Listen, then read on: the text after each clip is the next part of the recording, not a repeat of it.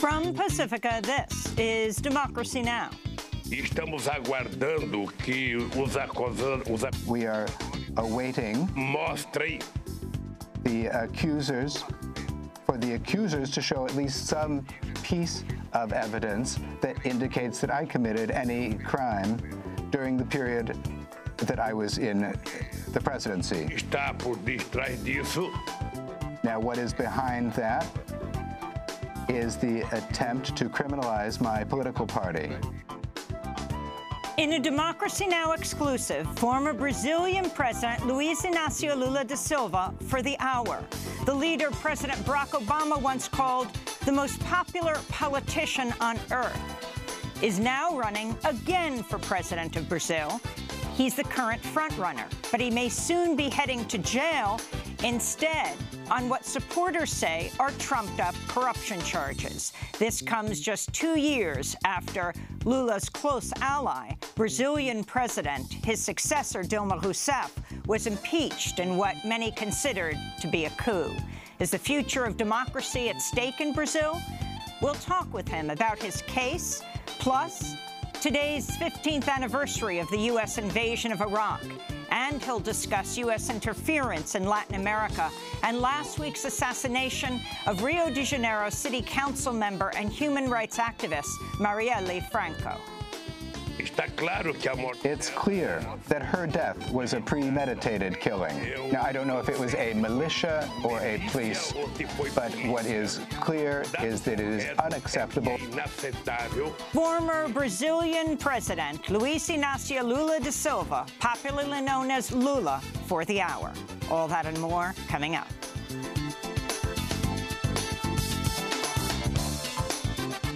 Welcome to Democracy Now!, democracynow.org, The War and Peace Report. I'm Amy Goodman.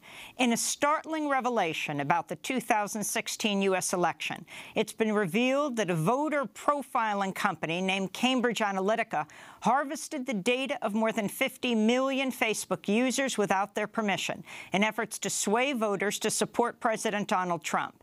Cambridge Analytica was founded by billionaire Robert Mercer. Trump's former advisor, Steve Bannon of Breitbart News, was one of the company's key strategists. The Facebook data was first obtained by a Cambridge University academic named Alexander Kogan, whose company, Global Science Research, built an app that paid Facebook users to take a personality test and agree to have their data collected. The app also collected the data of these users' friends, meaning it actually collected data from tens of millions of users without their knowledge. Cambridge Analytica then bought this data in order to turn a voter profiling company into a powerful psychological tool, which began launching targeted political ads aimed at carrying out Robert Mercer's far-right political agenda. This is whistleblower Christopher Wiley, who worked with Alexander Kogan to obtain the data from Facebook. It was a grossly unethical experiment because you are playing with an entire country, the psychology of an entire country without their consent or awareness.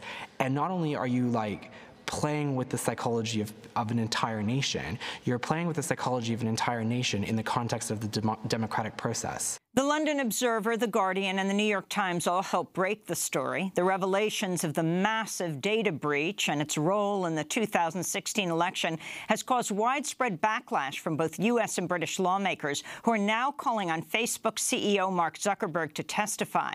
This firestorm comes after Facebook has already faced massive backlash over how the platform was used to spread Russian propaganda ahead of the election. President Trump attacked special counsel Robert Mueller for the first time by name on Twitter over the weekend. On Saturday, he wrote, quote, "The Mueller probe should never have been started in that there was no collusion and there was no crime," unquote. On Sunday, Trump tweeted, "Why does the Mueller team have 13 hardened Democrats, some big crooked Hillary supporters, and 0 Republicans?" Another Dem recently added, "Does anyone think this is fair? And yet there is no collusion," Trump tweeted. Mueller Mueller is a longtime Republican and a former FBI director who was appointed by Republican President George W. Bush. Trump's first attacks on Mueller came only one day after Deputy FBI Director Andrew McCabe was fired late Friday. Trump had repeatedly attacked McCabe, who was fired after Attorney General Jeff Sessions rejected an appeal that would have let him retire this weekend, meaning McCabe would have received his full pension. McCabe was fired for, quote, lack of candor about a conversation he authorized between a journalist and FBI officials. McCabe denies these allegations and says his firing is aimed at discrediting Robert Mueller's investigation in which he's a potential witness. He also says he took extensive notes about his conversations with President Trump. A slew of Democratic lawmakers have offered to hire McCabe for 2 days in order to allow him to be eligible to receive his full pension. He was fired 48 hours before he was to actually retire and be able to get that full pension. In Syria, Turkish soldiers and Turkish-backed Syrian fighters seized control of the Syrian Kurdish city of Afrin Sunday after a 2-month Turkish assault on Afrin. The takeover expands Turkey's territorial control in northern Syria and deals a blow to Kurdish efforts to achieve autonomy. Activists say hundreds of civilians have been killed in the offensive, which has also forced thousands to flee. On Sunday, dozens of Kurdish and leftist groups in Turkey demanded the international community pressure Turkey to withdraw from Afrin. This is Turkish lawmaker Berdan Öztürk. We call on the United Nations, the European Council, the European Parliament, international coalition forces, Islamic countries, and the international community as a whole to take steps to immediately avert the tragedy in Afrin and get concrete results, including withdrawal of all armed forces who entered Afrin. In more news from Syria, war monitors report at least 30 people were killed on Saturday amidst the ongoing Syrian government's bombing and ground offensive against eastern Ghouta outside the capital, Damascus. Thousands of civilians have been fleeing the assault on the suburb, which was controlled by rebel groups. On Sunday, Syrian state TV broadcast video of Syrian leader Bashar al-Assad visiting troops on the front lines in eastern Ghouta. In Russia, President Vladimir Putin has won another 6-year term. Official results show Putin won 76% of the vote. His main challenger, opposition leader Alexei Navalny, was barred from running. After the results were announced, Putin was questioned by reporters about whether he'd run again 6 years from now. I believe that what you're saying is a little funny. Let's count. Will I be sitting here in power until I'm 100 years old? No, no. Officials from North Korea, South Korea, and the United States are slated to meet in Finland this week to talk about reducing the threat of nuclear war. It's not yet announced who will be attending the meeting, but Finnish officials say the U.S. representatives are non-government officials. In Afghanistan, at least 8 civilians were killed before dawn Saturday morning when elite members of the U.S.-backed Afghan intelligence agency opened fire from a helicopter on farmers irrigating the fields below. One of the victims' brothers says they were killed still holding their shovels. The youngest victim was 14 years old. One local politician told the New York Times these types of raids are usually carried out with the assistance of U.S.-led NATO coalition. In Kashmir, at least 5 members of the same family were killed Sunday as India and Pakistan both fired across the line of control that divides this disputed territory. The victims were a couple and their 3 children who were gathering for breakfast when a mortar shell hit their home. The youngest victim was 8 years old. Meanwhile, a Kashmiri photojournalist named Kamran Yusuf has been released after being jailed for 6 months on charges of waging war against India. He was the first Kashmiri journalist to be arrested and held by India's National Investigation Agency, which was formed in 2009 to fight terrorism. In Texas, 2 people were injured Sunday night when a package exploded in southwest Austin. It's the 4th package explosion in Austin this month. The explosions have killed 2 members of prominent African-American families and seriously injured a 3rd Latino woman. Authorities say the bombings may be hate crimes and that Sunday's explosion is likely linked to the first 3. In Texas, a 23-year-old Salvadoran asylum seeker named Laura Monterosa has been released from the T. Don Hutto detention facility after a national campaign to win her freedom. Monterosa says she was sexually assaulted by a guard while in detention and was then placed in solitary confinement in retaliation for speaking up. She fled El Salvador to escape sexual persecution as a lesbian and has been detained for 9 months. And computer hacker Adrian Lamo has died at the age of 37. He's best known for hacking the computer networks of major corporations, including the New York Times, Yahoo, and Microsoft, and for reporting U.S. Army whistleblower Chelsea Manning to authorities after the two became friends online. Lamo's body was discovered in an apartment on Wednesday in Wichita, Kansas, the cause of his death unknown. And those are some of the headlines. This is Democracy Now!, democracynow.org, The War and Peace Report. I'm Amy Goodman. Brazilians continue to mourn the loss of 38-year-old Rio de Janeiro City Council member and human rights activist Marielle Franco. Franco was assassinated along with her driver last Wednesday night after a pair of gunmen riddled her car with bullets as she returned from an event on the topic of empowering black women. Franco, who is a black lesbian, was known for her fierce criticism of police killings in Brazil's impoverished favela neighborhoods. The night before her death, Franco wrote on Twitter, "How many more must die for this war to end?" In January alone, government figures show police killed 154 people in Rio State. Franco's death comes at a pivotal moment for Brazil and the future of democracy in South America's largest country. Just last month, President Michel Temer ordered Brazil's military to assume control of police duties in Rio. 2 years ago, Brazilian President Dilma Rousseff of the Workers' Party was impeached by the Brazilian Senate in a move she denounced as a coup. Brazil is holding elections later this year. The front-runner is Rousseff's ally, former Brazilian President Luiz Inácio Lula da Silva, commonly known as Lula. While he's leading all opinion polls, he's facing a possible prison sentence after being convicted on what many believe to be trumped-up charges of corruption and money laundering.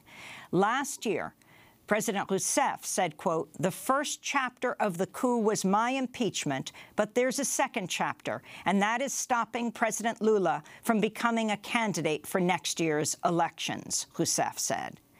British human rights attorney Geoffrey Robertson told the New Internationalist that, quote, "Extraordinarily aggressive measures are being taken to put Lula in jail, quote, by the judiciary, by the media, by the great sinews of wealth and power in Brazil," unquote. Lula is a former union leader who served as president of Brazil from 2003 to 2010. During that time, he helped lift tens of millions of Brazilians out of poverty. President Barack Obama once called him the most popular politician on earth. Well, late Friday, I had a chance to speak with Lula. He was in Sao Paulo, Brazil. I began by asking him about the assassination of Rio City Councilwoman Marielle Franco. Amy, nós temos dois problemas no Amy, we have two problems in Brazil. aceitável The first o assassinato da Marielle. is that her assassination is unacceptable, the assassination of Marielle, a young woman. A única coisa que ela fazia The only thing that she did was to work against the assassinations of black persons in the peripheral areas in the defense of human rights, in the defense of the lives of people. está claro que a morte dela It's clear that her death was a premeditated killing. milícia ou se foi polícia. Now, I don't know if it was a militia or a police, but what is clear is that it is unacceptable and that all of us Brazilians should come together in a single voice and shout out loud to immediately demand Dos responsáveis dessa chacina. punishment of those responsible for that killing. And President Temer should have learned a great lesson with this killing, O problema da violência na which is that the problem of violence in the peripheral areas of our Brazil is not going to be resolved by turning to the armed forces. It is necessary that the state have a presence in the peripheral neighborhoods of Brazil with jobs, education, healthcare, cultural activities, com emprego e com salário para employment and salary so that people can survive and live with dignity. as Forças Armadas não foram preparadas para The armed forces were not trained to deal with common crime in the favelas in Brazil. elas foram preparadas para defender o nosso país. They were trained to defend our country from outside Ou enemies. seja, quando as pessoas entenderem In other words, when people understand that violence in Brazil is associated with the very poor quality of life that people are subjected to, condições de vida para as pessoas and the lack of proper living conditions for people living in peripheral areas, then there will be less violence in the peripheral areas, especially against children, young people, and black people in our country. da Marielle, The case of Marielle o da Marielle é caso emblemático porque is an emblematic case because it requires all democratic-minded persons in the world, all those who love life, all those who love freedom, luta em defesa dos direitos humanos. and all of those who struggle for human rights, all should protest loudly so that the assassins of Marielle are put in prison and are given exemplary punishment. That's what we all want. Cecilia Oliveira of The Intercept on Twitter tweeted, "The lot of 9mm ammo used in the execution of Marielle Franco and Anderson Pedro was purchased by the federal police and matches casings found at the scene of the Osasco massacre that killed 19 in Sao Paulo in 2015. 2 cops and 1 municipal guard were convicted." Glenn Greenwald of The Intercept then tweeted, "To the surprise of absolutely nobody, the preliminary evidence is establishing links between the police and the assassins who killed Marielle Franco. Nothing is conclusive yet at all in this regard, but the preliminary evidence is pointing straight in that direction." Do you agree with this, President Lula? And what do you think needs to be done immediately right now as thousands of people have taken to the streets? Olha, a primeira coisa é que se for verdade Look, the first thing is, if it is true a Marielle, that the weapon that killed Marielle a Polícia Federal, was a weapon purchased by the federal police para outra and chacina that was already Paula 2 anos atrás, used in another massacre here in Sao Paulo 2 years ago, then we would have a very strong indication. se em algum momento nesse período We must know whether at some point in time during that period between the massacre in Sao Paulo and the killing of Marielle, federal anunciou whether the federal police sido roubado armas da denounced that any weapons had been, or munitions had been stolen from the federal police.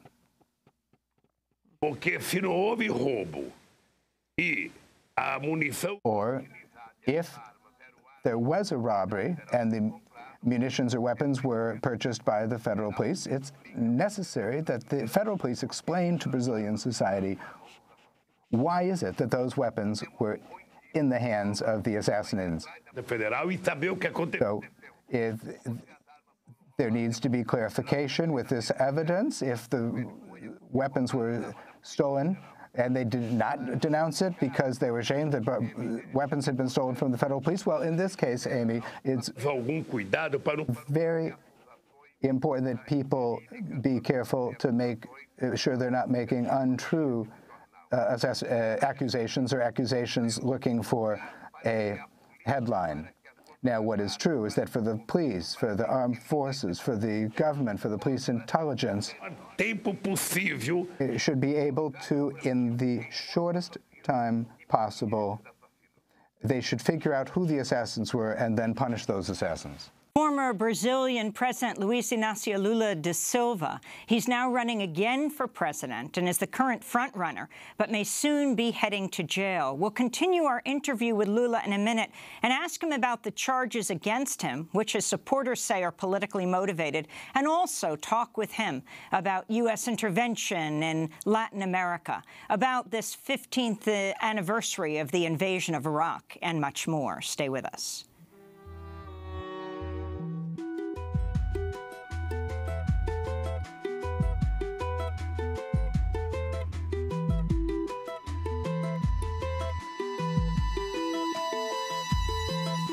Meu choro não é nada além de carnaval. É lágrima de samba na ponta dos pés. A multidão avança como um vendaval. Me joga na avenida que eu não sei qual é. Pirata e super-homem tentam o calor. Peixe amarelo beija minha mão. As asas de anjo soltas pelo chão. Na chuva de confetes deixo a minha dor. The Woman at the End of the World by the Brazilian singer Elza Soares. This is Democracy Now!, democracynow.org, the War and Peace Report, as we continue our exclusive, a conversation with Brazil's former president, Luiz Inácio Lula da Silva, popularly known as Lula. The highly popular former union leader is running for president in this year's election, but is facing a possible prison term on what many believe to be trumped-up corruption charges tied to a sprawling probe known as Operation Car Wash. Lula was convicted of accepting a beachside apartment from an engineering firm vying for contracts at the state oil company Petrobras, but many of Lula's supporters say the conviction was politically motivated. The Intercept recently reported, quote, "The indictment against Lula is rife with problems. The apartment's title was never transferred to Lula or his associates. He and his wife never used the property. The prosecution could not identify an explicit quid pro quo or benefit related to Petrobras. No official or internal documentation linking Lula to the apartment was produced, and the case rests almost entirely on the testimony of the executive who hoped to gain sentencing leniency for his cooperation," unquote. During the interview on Friday, President Lula responded to the charges and conviction against him.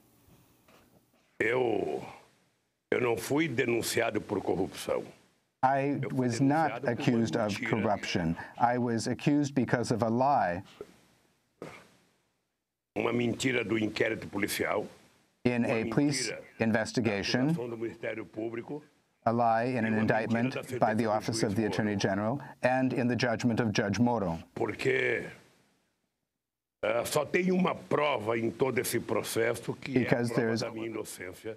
Only one evidence of my innocence in this entire trial, Que meus advogados de defesa fizeram de forma magistral. which my defense counsel explained in a magisterial manner. We are awaiting Mostrem the accusers, for the accusers to show at least some piece of evidence that indicates that I committed any crime during the period that I was in the presidency. Está por detrás disso. Now, what is behind that is the attempt to criminalize my political party. What is behind that A vontade is the interest da elite política do in a Brasil, part of the political elite of junto com Brazil, uma parte da imprensa, together with a part of the reforçada pelo press, papel do poder judiciário, reinforced by the role of the judiciary in preventing Lula from becoming a candidate in the 2018 elections. E eu continuo desafiando a Polícia Federal, And I continue desafiando o Ministério Público, challenging the federal police, the Office of the Attorney General. Juiz Moro, I continue challenging Judge Moro Tribunal da Segunda Instância, and the appellate court mostrar ao mundo e ao Brasil to show the world and to show Brazil de crime a cometido por mim. single piece of evidence of a crime committed by me. Porque o comportamento do Poder Judiciário nesse instante The behavior of the judiciary in this instance is a political form of behavior. Mr. President, last year, the ousted president, Dilma Rousseff, said the first chapter of the coup was my impeachment, but there's a second chapter, and that's stopping President Lula from becoming a candidate for next year's elections. Do you see it the same way, that this is the final chapter of the coup? if your conviction is upheld, that you will be prevented from running in the October elections? Amy, o PT, ele conseguiu fazer em 12 Amy, anos de the governo no Workers' Brasil, Party, in 12 years in the government, at the helm of the government in Brazil, coisas que não tinha sido feito was durante able todo to o do século XX. many things that had never been done at any time in the 20th century. Neste país, em 12 anos, nós elevamos 40 milhões de pessoas ao This padrão de country, vida de in classe média. 12 years, we brought 40 million people into the middle class.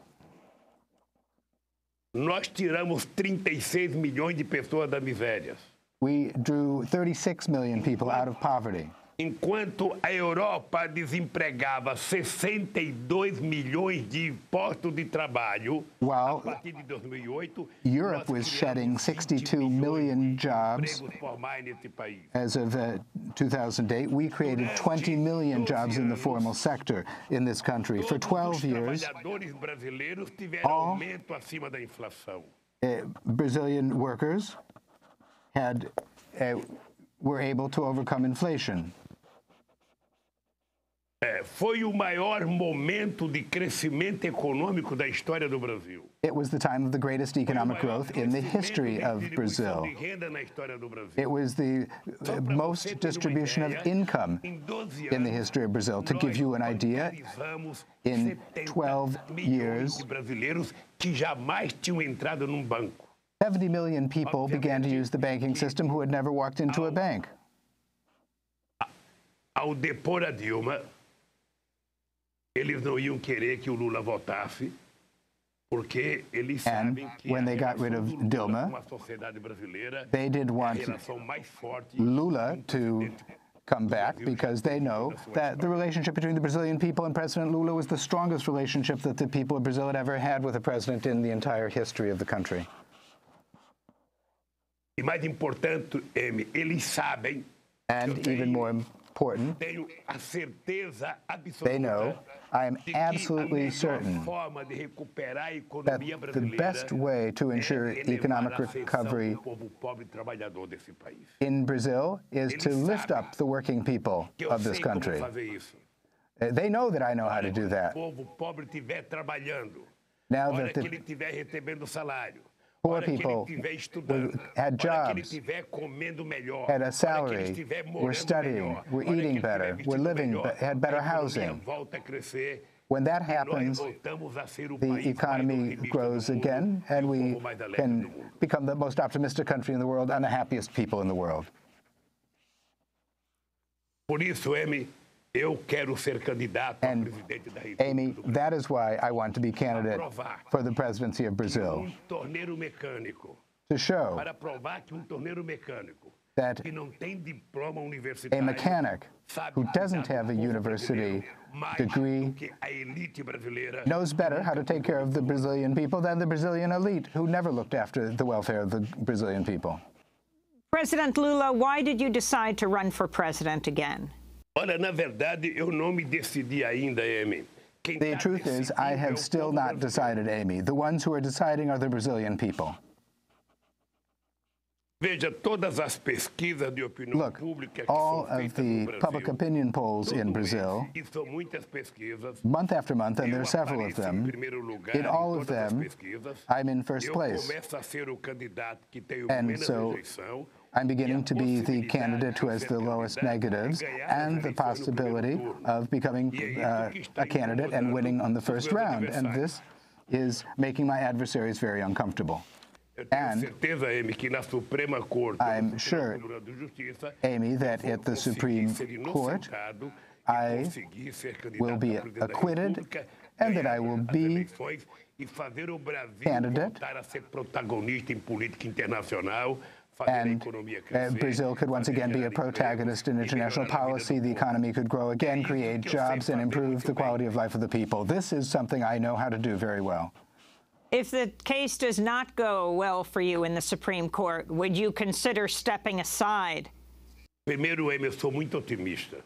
First of all, Amy, I'm very Se optimistic. acontecer very optimistic. Now, if eu não poder ser candidato, that were to happen and I was not able to be a candidate, if my name is not on the ballot, tem que estar o nome e a fotografia na cédula eletrônica aqui no Brasil. Portanto, eu acho que, se for o caso, o partido irá convocar uma convenção that the e irá party discutir would o que call vai fazer. a convention and discuss what to do. Eu vou brigar até o fim, vou brigar acreditando que se fará justiça nesse país. I am going Eu defendo que o juiz, to require que o that juiz Moro, and call for justice to be done in the se country. for provado a minha inocência, Now, if deveria my ser exonerado do cargo, porque innocence pode ter um juiz mentindo is numa proven, sentença, then Judge Moro should be removed from his position, because you can't have a judge who is lying in the judgment and pronouncing as guilty someone who he knows is innocent. He knows that it's not my apartment. He knows that I didn't buy it. He knows that I didn't pay anything. He knows that I never went there. He knows that I don't have money from Petrobras. The thing is that because he subordinated himself to the media, I said in the first hearing with him, you are not in a position to acquit me because the lies have gone too far. And the disgrace is that the one who tells the first lie continues lying and lying and lying to justify the first lie. And I'm going to prove that he has been lying. Well, you raised two issues, President Lula, the media as prosecutor and the judge as prosecutor. Can you talk about both? Start with the media. Não, deixa, Amy, é importante que se venha ao Brasil. Well, Amy, it's important that you come to Brazil to see what's happening with the Brazilian press. Eu fui presidente 8 anos. I was president for 8 years. Presidente 4 anos. Dilma was president for 4 years.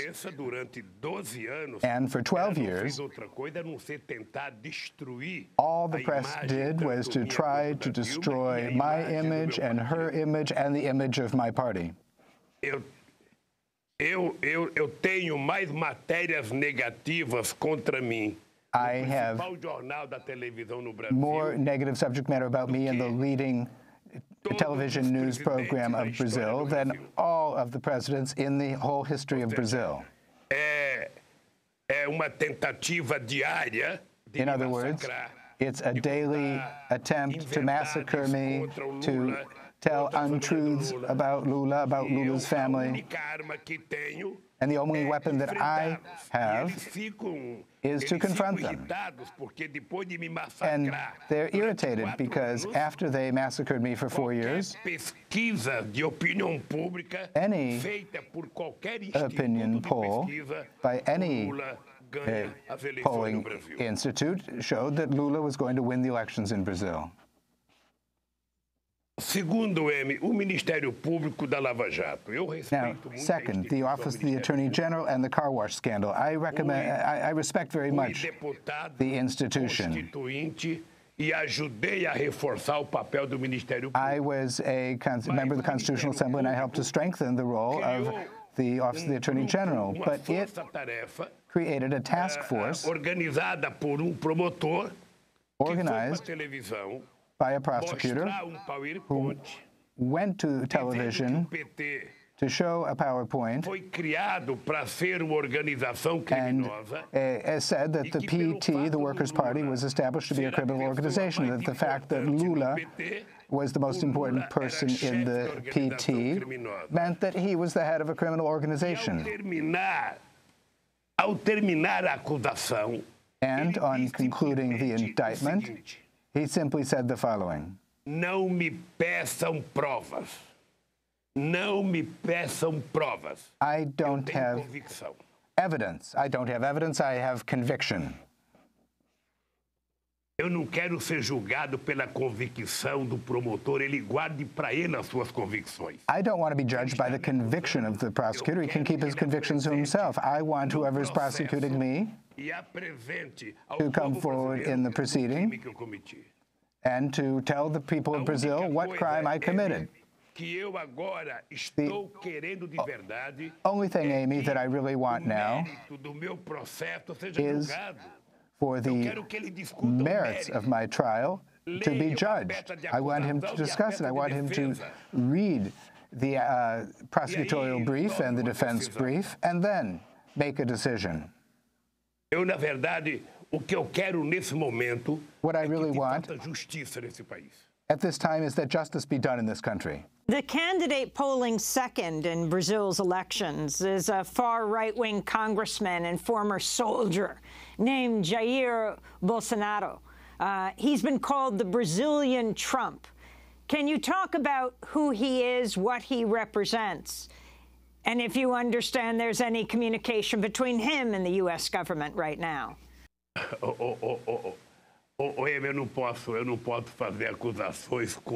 I cannot level accusations against an adversary. The only thing that I would like is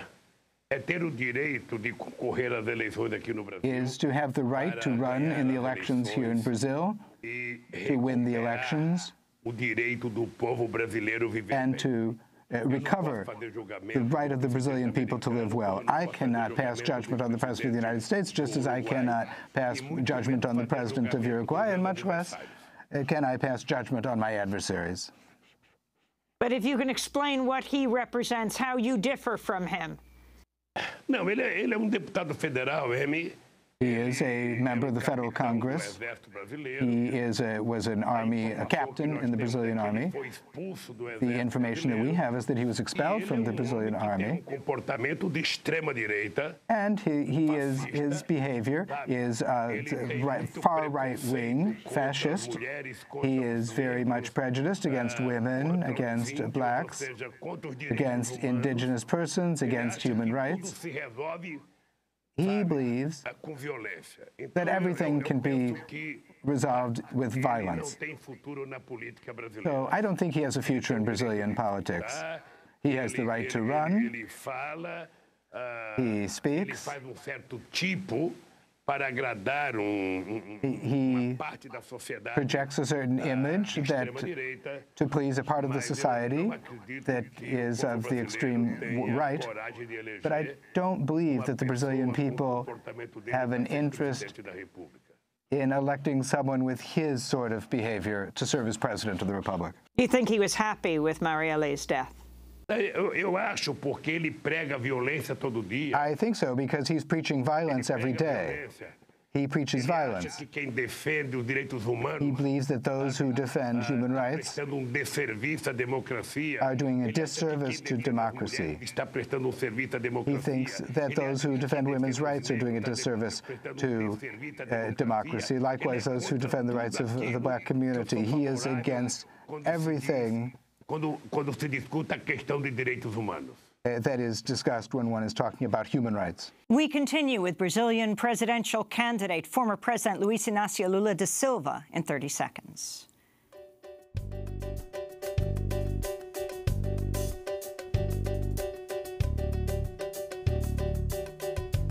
Desesperar jamais. Aprendemos muito nesses anos. Afinal de contas, não tem cabimento entregar o jogo no primeiro tempo.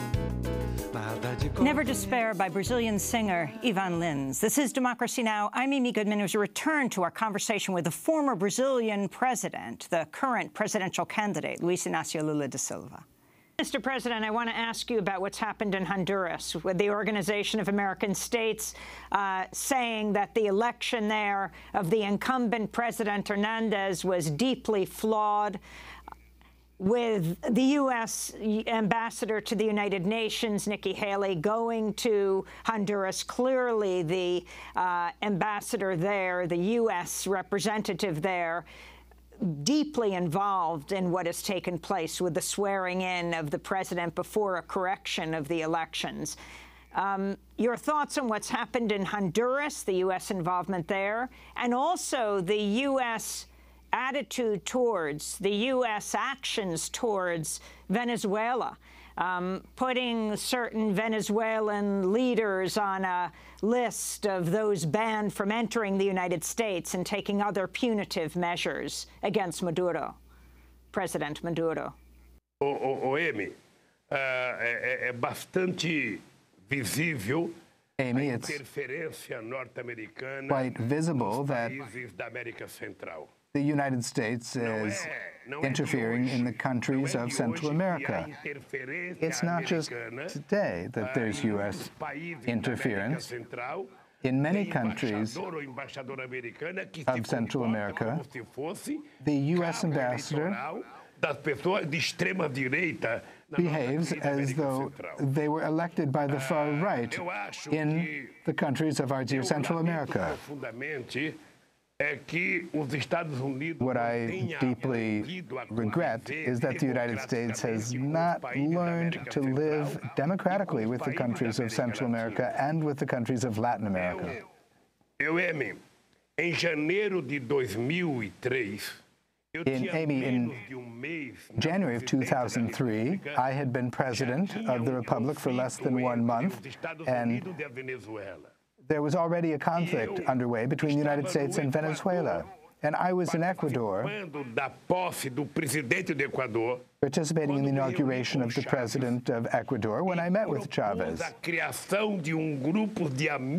And I proposed the creation of a group of friends of Venezuela so as to be able to guarantee democracy in Venezuela. I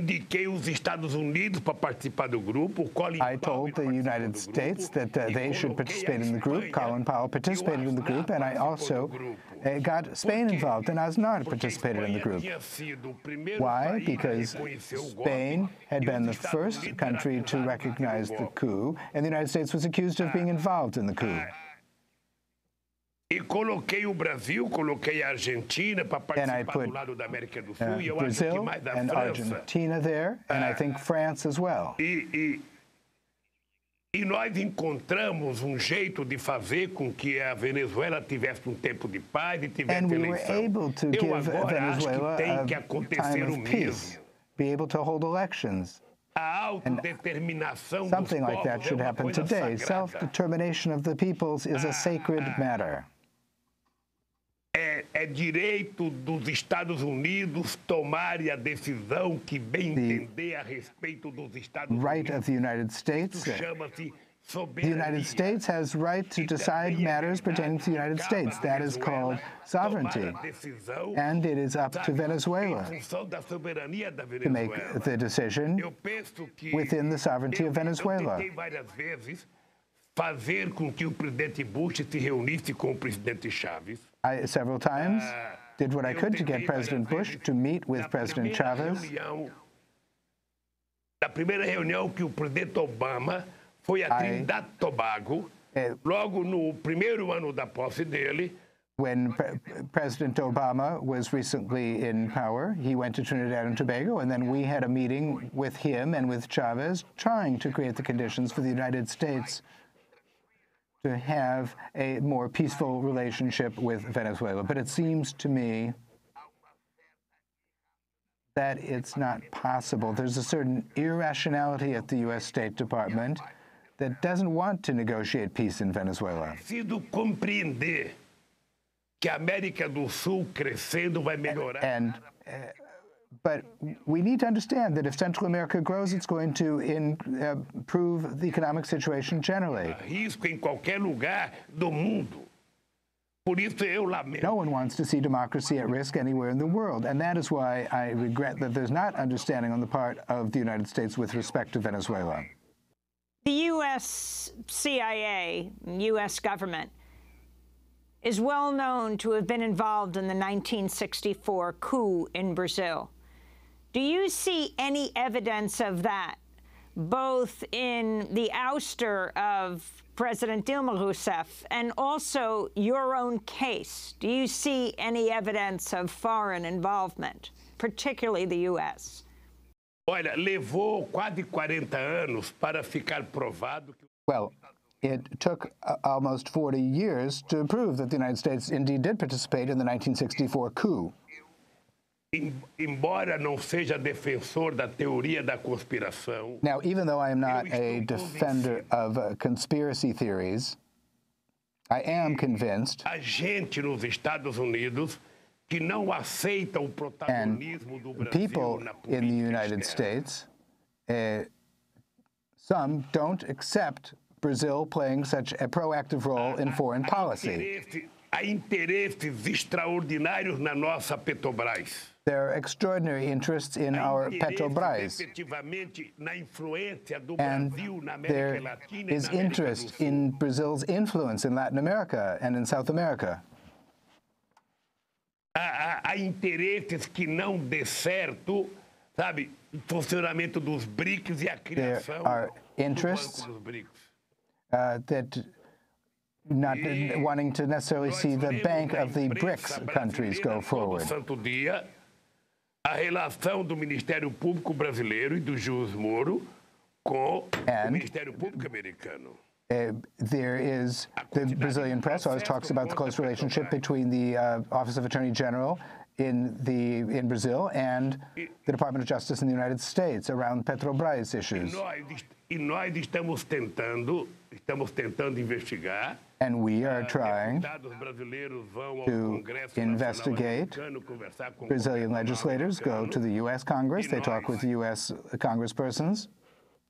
E nós apenas queremos continuar trabalhando para que o Brasil seja país soberano. And all we want is to continue working so that Brazil will be a sovereign country, que saiba utilizar a country that knows how to use its tremendous potential for development to benefit the people of Brazil. I ask myself every day, who would be interested in trying to destroy Petrobras? Who would be interested in destroying Brazil's engineering industry? A maior empresa who would be interested in destroying the largest company in protein in the world here in Brazil? Who is interested in fracking in Brazil?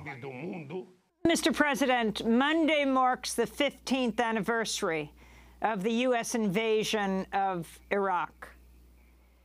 You oppose that invasion. Your thoughts today, with the U.S. continuing in its presence in both Iraq as well as in Afghanistan?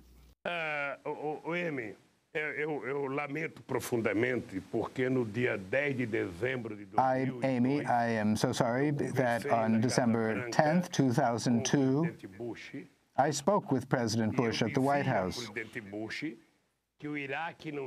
And I told him that Iraq did not have chemical weapons because the head of the international agency was Brazilian Ambassador Bustami. The President of the United States and the Prime Minister of Great Britain told the world a lie, saying that there were chemical weapons in Iraq. And Saddam Hussein was lying to the world, pretending that he had them. When Saddam Hussein could have saved his country from the U.S. invasion by asking for international presence to inspect. So two lies. The lie by the U.S. government saying there's chemical weapons, and the lie by Saddam Hussein pretending that he had them. Well, these have led to the destruction of a country without resolving the problem of terrorism in the world. I think it was a great shame. It was a shame. And so many years have gone by, and to this day, no one has been able to show anything of chemical weapons in Iraq.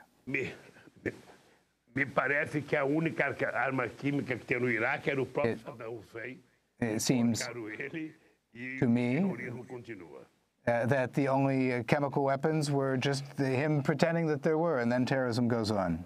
President Lula, what is your assessment of President Donald Trump? Olha, eu não tenho avaliação. Eu acho muito. I don't have an assessment. I think it's very unusual that there's a president of the republic in the most powerful country of the world who governs the country by Twitter. Eu acho muito interessante isso.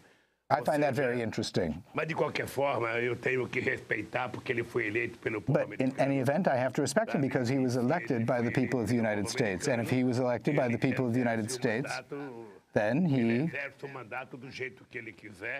is going to serve his term as he wishes because the people of the United States gave him the authority to do so. Então, eu não posso ficar julgando jeito de governar do presidente Trump. É jeito de... cannot be sitting in judgment of how Trump governs. He governs in his way, and we'll see how it goes. Your thoughts on President Trump calling Africa, Haiti, and other countries, well, he called Africa a country, S-hole countries? Olha, eu acho que uma pessoa que se comporta dessa maneira, I think that país irmão, if a person behaves that way in discussing relations with sister countries, then I don't think a person would really be qualified to be president of the country, even if in the United States. É preciso tratar os países mais pobres que ainda não tiveram chance de progredir, crescer economicamente. Countries that have no chance of growing economically must be treated with great respect. Eu vou te dizer uma coisa. Amy, let me tell you one thing. Se os países ricos, if the rich countries, especially the United States, já gastaram mais de 14 trilhões de who have already spent more than $14 trillion to resolve the 2008 financial crisis with the bankruptcy of Lehman Brothers, instead of having used part of that money to help the countries of Africa to develop, well, had they done so, certainly Africa would be growing more, creating more jobs, strengthening democracy, and improving the lives of the people. Na primeira reunião que nós tivemos do G20 em Londres, the first meeting we had of the G20 in London, there we suggested that the rich countries should make investments in the poor countries novas regiões industrializadas no mundo, so as to create new industrialized regions in the world and new consumers in the world. Unfortunately, the rich countries are to turn to protectionism once again, and took a long time to resolve the crisis of 2008. I wanted to read for you from the Merco Press. It says, a controversial visit and meeting of two branches of government, the Brazilian government, was reported in the Brazilian media. In effect, last Saturday afternoon, President Michel Temer made a visit to the head of the Federal Supreme Tribunal, Carmen Lucia, at her residence, and was not conducted as part of the president's official schedule. I believe they were seen hugging. The visit took place 5 days after Supreme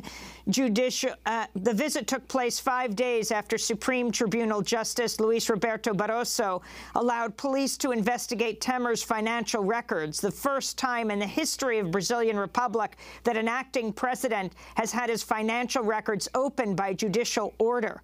You know, this was happening at about the same time that reports emerged that the U.S. Special Counsel, Robert Mueller, is looking into Trump family finances. But I wanted to ask you about this because it's this Supreme Court in Brazil that will also be determining your fate. Is that right, President Lula? Olha, primeiro eu acho que o presidente Temer poderia se Look, first, I think that President Temer can meet with the Justice Carmen Lucia na Suprema Corte ou na sala dele no Palácio do Planalto. Either at her office at the Supreme Court or at his office in the presidency. But they apparently had a secret meeting. Segundo, aqui no Brasil, nós precisamos restabelecer as funções das instituições.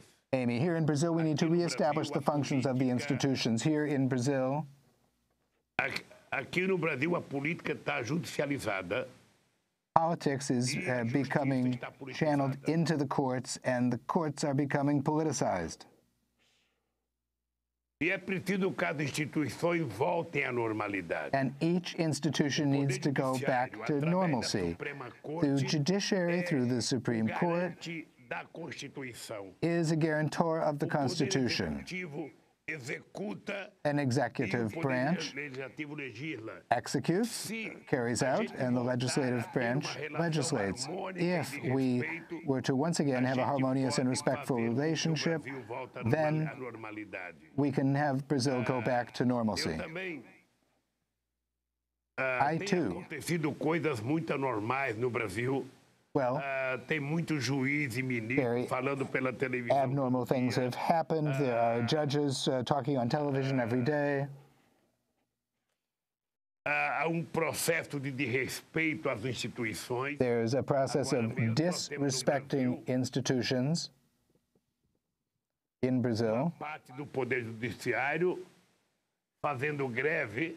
Part of the judiciary is on strike. They want a housing allowance of almost 4,600 reals. And these people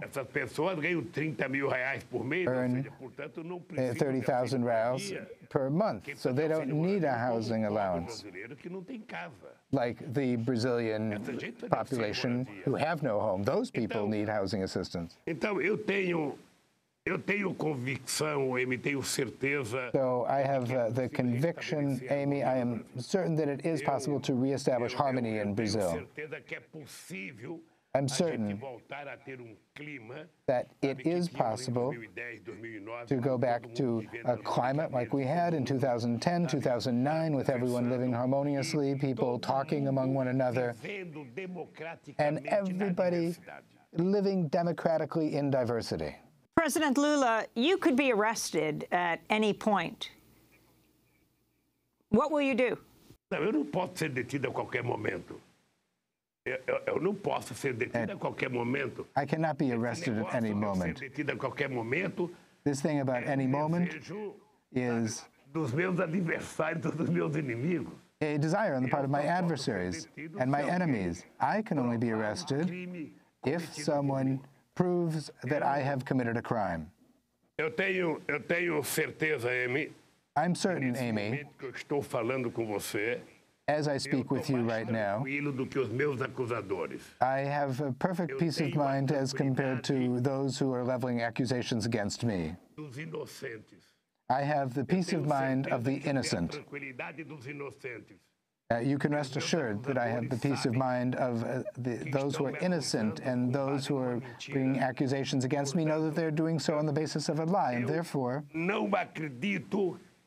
I don't think that they are able to place their head on their pillow at night and sleep with the tranquility that I sleep with every day.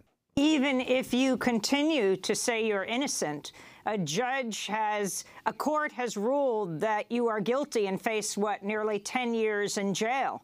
So even if you disagree with both the conviction and the appeal being denied, that has taken place. Would you resist arrest? Would you resist being jailed? Não, eu trabalho com a hipótese de que haverá justiça. I'm working based on the hypothesis that there will be justice before having to make such a decision. I'm convinced because... Amy, a única coisa que eu estou exigindo nesse momento. The only thing that I'm looking out for at this time is for them to judge my trial on the merits. The Supreme Court and the Appellate Court cannot let stand an untruth against the truth. Luiz Inácio Lula da Silva, president of Brazil from 2003 to 2010. Brazil, the sixth most populous country in the world. Lula is now running again for president. He is the current frontrunner, unless the courts stop him. and send him to jail. Special thanks to Charlie Roberts. Democracy Now! Is produced by Mike Burke, Renee Feltz, Dina Guzder, Nermeen Sheikh, Carla Wills, Laura Gottesdiener, Sam Alcoff. I'm Amy Goodman. Thanks so much for joining us.